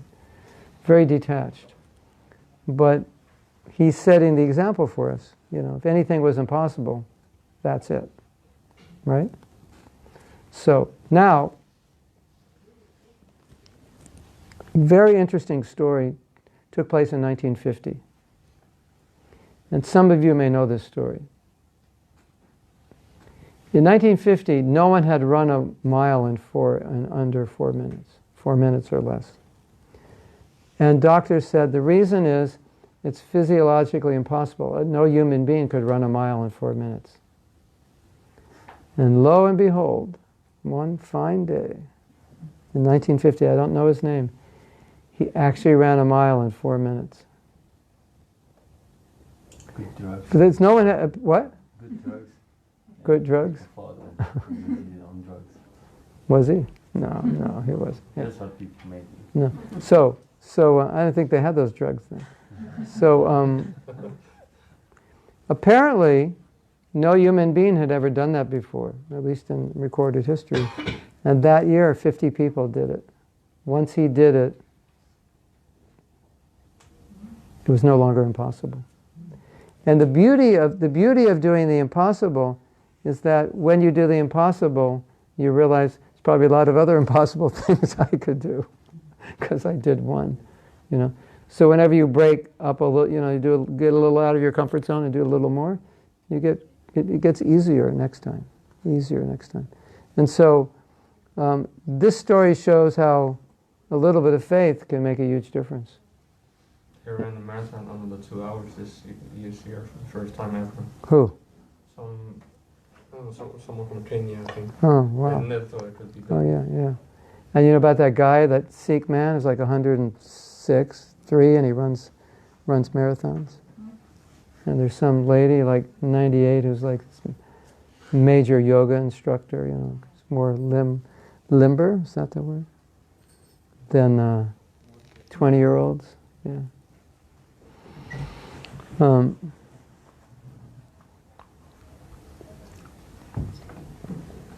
So here's a quote. The question of success is not will it, or even will there be, or even will it ever. The question is, will you? Okay. You want to do something? Okay, now we're going to talk a little bit about the comfort zones. And the best way to explain this is I'd like you to hold your hands like this. And I want you to notice what hand is on top of what hand. For me, it's my left. My left hand's on top of my right. Yours is the right? Your right, okay. So, notice what it is, and I want you to shift it. So, if your right is on top, then you shift all your fingers so your left is on top. If your left is on top, shift all your fingers so your right is on top, and then hold it. How does that feel? Quite different. Yeah, awkward. Not comfortable at all. Awkward. Right? But my right is on top, and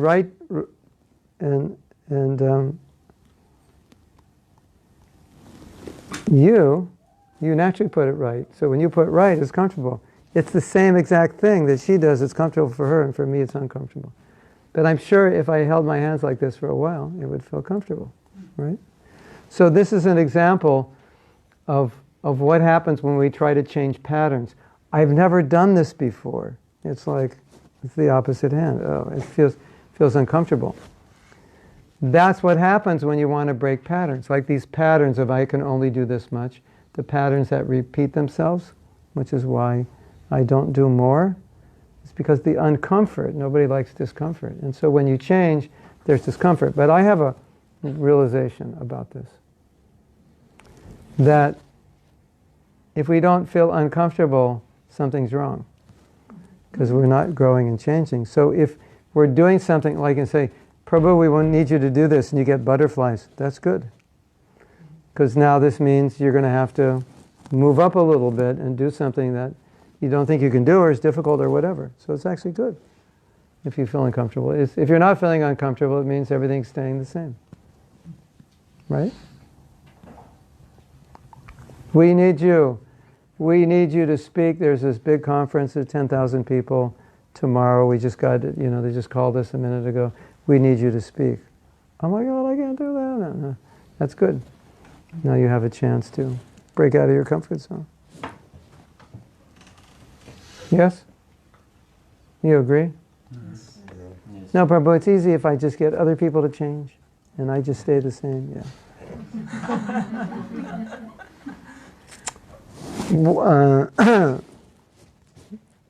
Everything you want is outside your comfort zone. Like all your goals, if you actually look at all your goals, they're all outside your comfort zone. isn't it? I mean, just getting married, just meeting the girl and getting to know her, or meeting the boy. You want to get married, but that's uncomfortable in the beginning, isn't it? It's like, isn't it? You don't know them, and it's like, you have to, it's like, or that new job that you wanted, but now you're like, what if they fire me? And what if they don't like me the first week? And, isn't it? It's uncomfortable, So all the things we really want that will help us grow are outside the comfort zone, because in the comfort zone we already have what we want. What we want is in the comfort zone. So we already have what we want. And those new things we want, they're outside. It requires some. So here is the good thing. What I think is the good thing. When you want to go outside your comfort zone, in order to succeed, you have to grow. It forces you. You have no choice. You have to be better. And I have this experience, and many teachers have said this. If you want to achieve something better, you have to be better. You can't do it just trying to manipulate material energy. You actually have to be better, stronger, bigger, smarter, more determined. And that's why having goals which stretch us are good, because they force you to be a little more determined, a little smarter, a little more austere, etc. Right? Here's a quote. We cannot achieve our wildest dreams by remaining where we are. So, when you look at a goal, you look at a goal and say, I'd like to do this. But you also want to ask yourself, if I go for this goal, what's it going to make me? What kind of person am I going to become? Or what kind of devotee am I going to become? Or how is it going to make me better in Krishna consciousness? So it's not just externally we want to achieve this, but also look at how it will improve us. Okay. Oh. You want to ask questions? I mean, I could go more, but it looks like maybe it's time to have discussion, questions. Kirtan, I don't know. Yes? Oh, it's only 5 to 9, yeah, okay. Maybe a little of an unusual question. Okay. What's more important, the journey or the destination? Well, the journey helps you grow, and the destination is your service to Krishna. But in the strict spiritual sense, the effort is most important, because that's what Krishna sees the most. And not all of us will be able to achieve the same destination, because we have different natures and abilities. And sometimes, you might try for something that's just way beyond you. And you shouldn't really have tried for it, because you can't do it. But aside from that, your effort is, in spiritual circles, your effort. Your effort is your success. Like, for example, the story of Srila Prabhupada, he got on a boat to America, a cargo boat, sometime around Janmashtami, 1965. And if he was not successful in America, still it was a success, because that's what his spiritual master ordered him to do. So he executed the order. Now the result is not the order. The order was to go to make the effort. Right? So that's our success. In spiritual terms, the definition of success is you've pleased Krishna. And if Krishna is pleased, you're successful. And if you're successful and he's not pleased, you're not successful. So that's looking at it materially. Yeah. So what pleases Krishna most is your sincerity. But obviously we have practical goals to achieve. So it's not that, well, I'll just try, I don't care, let everything fall apart. I do care. But ultimately my attitude is really, my connection with Krishna is through my attitude, not necessarily through the results. Thank you. Yes? Sometimes it happens we come to know that what are our inclinations. Yes. But from childhood only, let us say in India, it's you become engineer, doctor. Yeah. Already everything is put on you that Yeah, right. after your higher school you should go to engineering or medical field. Yeah. and then you get into that, and then you get job, and then you get into that. It's too late now. Yeah, Then you and buy a house, then- get married, have kids, and it's all. Yeah. You can't really change at that point. Yeah. Yeah, then gradually you know that I have some inclinations. Yeah. but Otherwise, yeah. how to get into that, because Yeah.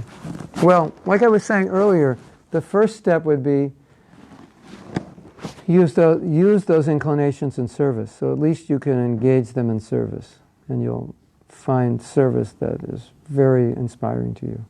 If you want to engage them in a vocation, that's another discussion. But we'll talk more about that later. But when you have the 2,500 euro a month mortgage and 6 kids, and maybe you can't make the shift. But still you can engage that in Krishna service, whatever that talent is. Right? So at least that much we can get out of this workshop for sure, that we can engage that nature. The only problem you might have, and this is a disclaimer, when you connect with your nature, you might start to realize how your job is so antagonistic to your nature, and you may not have realized it yet because you just did it because you were dutiful. So it could inadvertently have that effect on you, that you go back to work and realize, actually I'm an artist, this math stuff is so boring. But you suppressed all your emotions so you could do the job, and now, So I have to make that disclaimer. That could happen to some of you. But maybe that'll be a blessing, and you'll, go to acting school or something, I don't know, quit your job and become an actor, I don't know. Go to photography school or graphic arts school or something.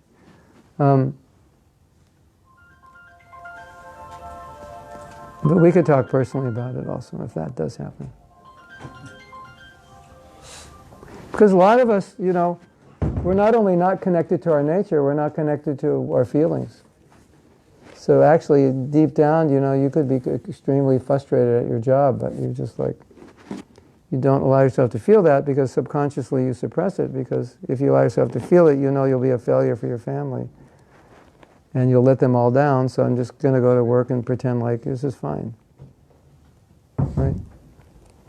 So we have those mechanisms, to suppress, repress ourselves, to protect ourselves from having to go and feel something that could be a problem for us.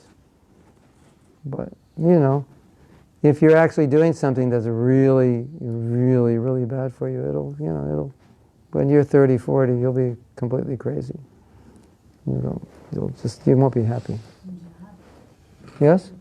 You already went crazy long ago.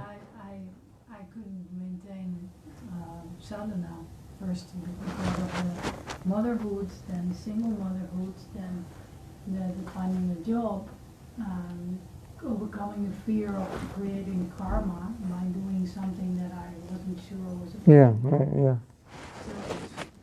So yeah, I couldn't connect to my sadhana because it would bring everything, So and now I'm 55 and I've reconnected with my sadhana, but I do feel stress because I knew that. So now I have the nectar of the sadhana and I have the overwhelm of doing 16 rounds, the job, the whole household, the yatra, so many, it's too much actually. But then what to say, okay, then what to let go, then I feel like I'm letting down a few areas of my life. Yeah. It's a strain. You have to choose. You know what I heard? Yeah, you have to choose. I was reading this book. I don't know what I was reading. I don't know where I read it. I think maybe it was Tony Robbins. When he was young, he was working for someone who was his mentor, some high flyer. And every day when he would come in, the first thing he would ask Tony, he said, "Did you give up something today? Did you eliminate something from your life today?" He's eliminate what's not important. That was his whole thing. I like that. Eliminate what's not. Could you eliminate something that's not? It's not. We're going to talk about this tomorrow, but I think a problem that a lot of us have is if we're not really clear about what our goals are and our mission is, then we have too much on our plate that it's not necessary. It's there because we can do it, but not necessary in the sense it doesn't help us achieve our goal. So when I was first connecting more with what I wanted to do and learning how to do it, this came up a lot. Like, what are you doing all day? If you want to go here, why are you going here? Why are you going here? Why aren't you just going here? Why are you, So people call me up, Mahatma Prabhu, can you do this? And I started saying, no, I can't. I say, why not? Because I'm doing this. This is I'm writing this book, I'm creating this video, we're creating this company, we're working on this app. I don't have time to do all this other stuff, which is just going to take me away from doing this. So I definitely had experience of the power of elimination. It was absolutely necessary. And, sometimes people say, oh, Prabhu, you do a lot. But we all have the same amount of time. It's just that I doing more of what is necessary, and I eliminated the other stuff. I don't sit around, doing this and that for fun, because so I think that's important consideration. What can you eliminate? Yes. How do we? You were speaking that we should find our Dharma, and when we find it, and we feel happy doing that. But how do we, if we have more than one Dharma? Yeah, good question.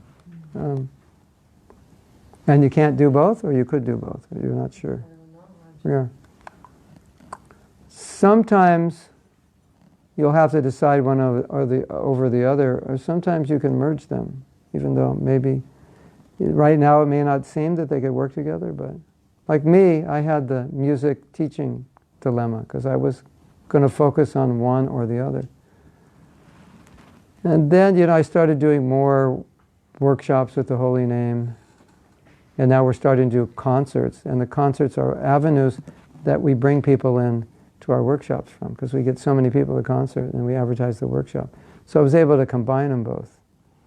And then sometimes at the workshop I'll sing a song in English. But the workshop was the prime thing, and I understood that. That was really what I should be doing. And it's not only your calling, but you have to also think in terms of service. What do I want to do to serve the world? What would be best? So it's not just like what I want to do in my nature. It's also about how that will affect the world. And I felt that teaching was really what would have the best effect. But I couldn't give up the music. It was impossible. I was on a plane going from Argentina to Chile, and I wrote a song. It's like, you still can't stop. It's about Radha and Krishna in Vrindavan. To Sting's song, Fields of Gold. I just changed the words, so it's now Fields of Braja, Sands of Gold. Yeah, it's good. You want me to sing it? It might be too esoteric to sing. Yeah, it's pretty heavy. Yeah, I used almost the same words. So sometimes you have to figure out how, if that nature is just, it's there, it's dominant, you have to figure out how to do it. Then it can become a hobby. If you can't intertwine it, it might be a hobby. And just, that hobby, a few hours here, a few hours there, satisfy you. Rasa Manjari, the other half of Rati, she got very sick. When I was in Dallas, she was there, and we were going out universities and doing kirtan, and she would play guitar and sing. We were doing festivals. At the restaurant, we used to play kirtan. And so we were doing a lot of kirtan together, and later she ended up managing a temple. And she got very ill. And she told me she'd gone to an Ayurvedic doctor, and the Ayurvedic doctor diagnosed her and said, the reason you're ill is you stopped playing music. Because you totally stopped. So, there are physiological effects of repressing your nature. Because you need this. It's like so important. And like any musician will tell you, when I'm doing music, I'm happy. And if I don't do it, I'll punch somebody. It's like, not that, something like that. I have to do it. Paul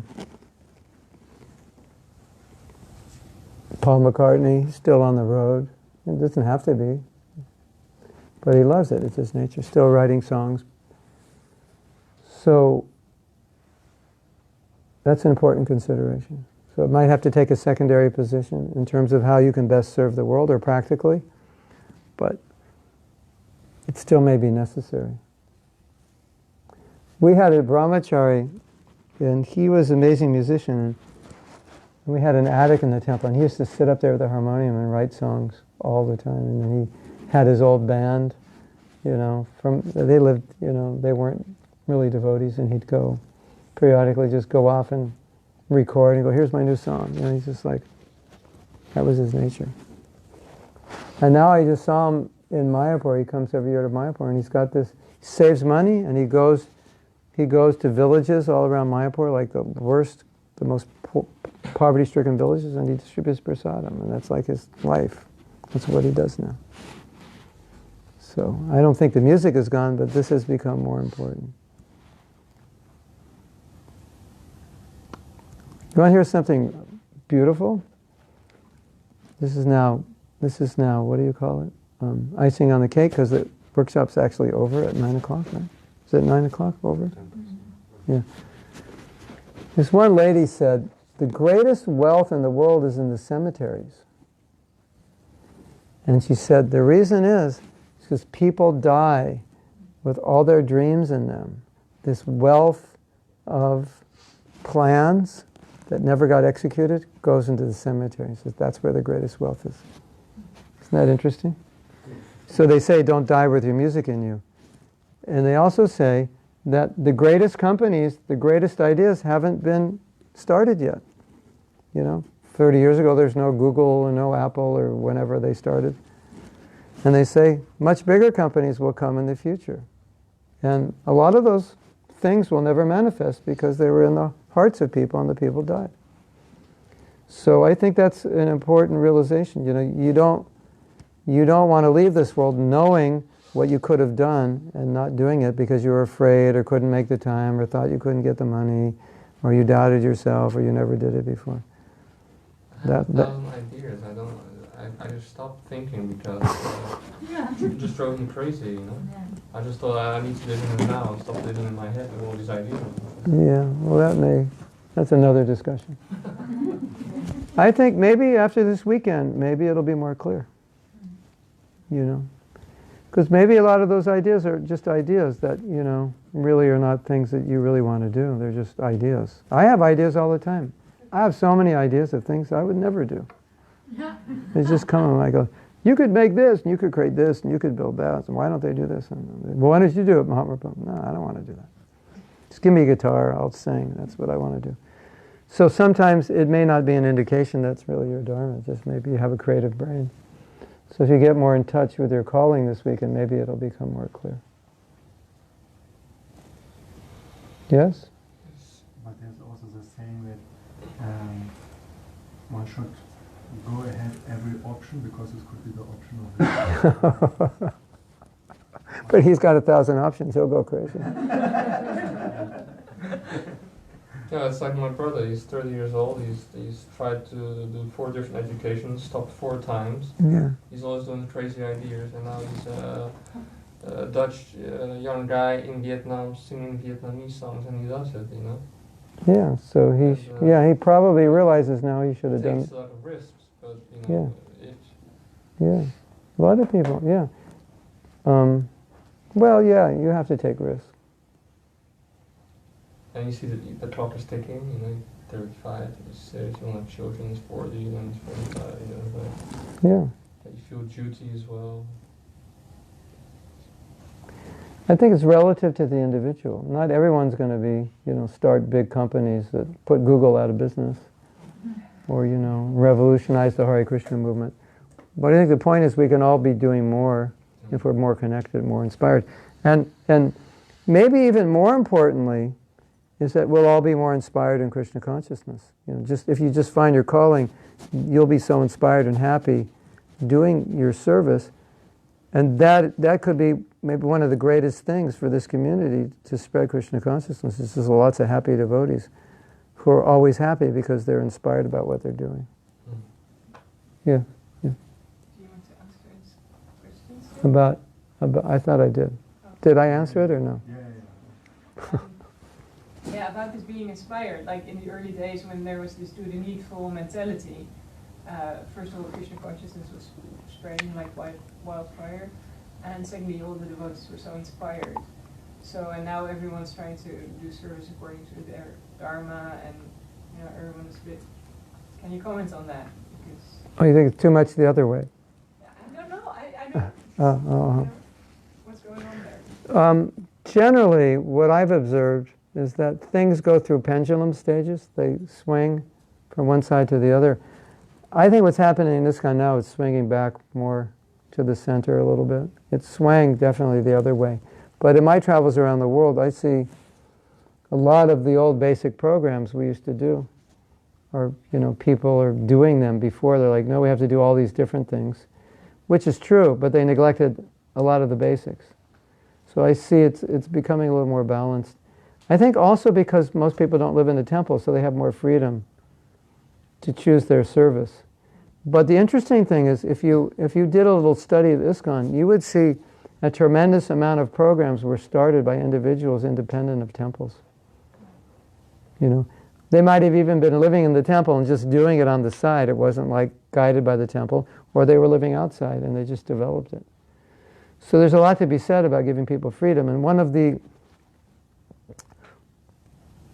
things that concerns me is qualified people coming to our movement and joining, and not being given facility to be able to do what they can. And you have these like bright, intelligent people. You don't want to small time them. So, well, you're just a new devotee. You want to be able to facilitate them. So I think that's important, because if a lot of people will go away if they can't express themselves, and they have ideas, good ideas. And it's interesting, though, that so many good ideas happen outside, which means that there's not a soil always in temples to do what is best. So I can talk more, but we have tomorrow. Yes? One really short one. Okay. One of those quotes by Marianne Williamson also? I have the full quote. Okay, I'll read it. It comes up later. This quote is so... It's okay, you can go to sleep with this quote. You may not be able to fall asleep now. This is under the section, Are You Afraid to Succeed? Because that's also a problem in connecting with your Dharma. It's like, oh, this is a really good idea. What if I actually succeed? Then I'm like, I gotta keep succeeding, and people are gonna expect things of me, and that I'd rather just be nobody. Our deepest fear is not that we are inadequate. Our deepest fear is that we are powerful beyond measure. It is our light that most frightens us. We ask ourselves, who am I to be brilliant, gorgeous, talented, fabulous? Actually, who are you not to be? You are a child of God. Your playing small does not serve the world. There's nothing enlightened about shrinking so that other people won't feel insecure around you. We're all meant to shine as children do. We were born to make manifest the glory of God that is within us. It's not just in some of us, it's in everyone. And as we let our own light shine, we unconsciously give other people permission to do the same. As we're liberated from our own fear, our presence automatically liberates others. Don't you wish you would have said that instead of her? She's running for president. Yeah. It's amazing. Krishna gives amazing insight to many people. There's this one man who has a company, and he made a comment on forgiveness in Bhagavad Gita, which was profound. I never heard any devotee say it. It's like, how did Krishna gave it to him? He didn't give it to us. He said that when you study Buddhism, you study Christianity, you study Bhagavad Gita, there's always this, the material world is a place of suffering. And he said, so you read it and you honor Jesus, you honor Buddha, you honor Lord Krishna for their teachings. And that's one of the teachings, that the world is suffering. He said, but when somebody comes and causes you suffering, you don't honor them. You call them an abuser, you get upset, you hate them, become angry. He said, but they're bringing the same message. They just didn't bring it in a book, they brought it in real life. So his conclusion was, should you bow to one and curse the other? I say, wow, pretty deep, huh? Yes? Same message. The world is suffering. Yeah, it is. Here, you want experience? Same message. You should bow to me. I'm bringing you the same message. Why are you bowing to Krishna? He said the world is suffering. Why aren't you bowing to me? I gave you suffering. What's the difference? Yeah. We'll read that quote tomorrow again because we'll get back to this section. Okay, so what do we do now? Call it quits or have kirtan or prasadam or... I have a prasadam song. Can I sing it? Okay, we started doing this in South America. I was doing it on a guitar, so I have to remember what I was playing. But if you can somebody lift the harmonium for me? You don't get the prasadam song out there because my phone's about to die. And I have to... Look at this. My son wanted to bring his guitar today and I told him, no, don't bring your guitar. Too bad.